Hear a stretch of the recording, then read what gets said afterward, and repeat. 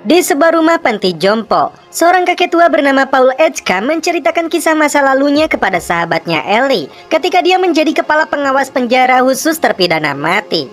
Blok penjara itu disebut The Last Mile, namun mereka menyebutnya dengan Green Mile karena lantainya yang berwarna hijau. Kisah yang tidak akan pernah dia lupakan seumur hidupnya itu terjadi pada tahun 1935. Paul saat itu bertugas di penjara Blok E.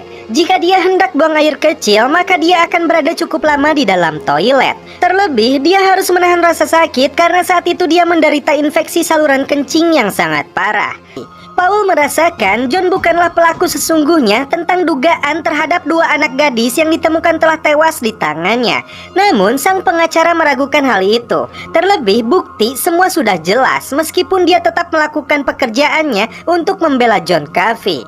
Namun dia buntu dan tidak bisa membantunya. Sebelum mendekati waktu eksekusinya, Paul meminta John mengatakan apa keinginannya. Dia bahkan siap jika John ingin kabur dari penjara ini. Namun John menolaknya karena dia merasa sudah lelah merasakan penderitaan yang dialami banyak orang. Dia ingin semua ini berakhir.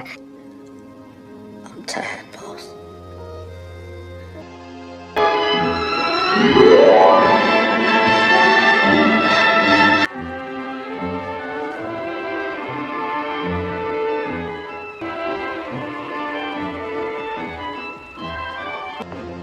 Hingga tiba waktunya, John dibawa ke kursi kematian. Wake up. Terungkap pula ketika John memegang tangannya, dia telah menyalurkan sebagian kemampuannya untuk dirinya dan si Jingle. Dan saat ini usianya sudah beranjak 108 tahun dan entah kapan kematian akan menjemputnya. Dan setelah itu film pun berakhir. Oke guys, bagaimana menurut kalian alur cerita film dari The Green Mile ini? Dari film ini saya belajar bahwa kematian itu adalah sebuah anugerah, serta sebuah ketidaktahuan juga merupakan anugerah. Karena ketidaktahuan membuat seseorang menjadi lebih bebas dalam merespon realitas. Bila menyenangkan, wajahnya akan berseri dengan lepas dan tidak akan menghabiskan energi lebih untuk menahan ekspresi wajahnya.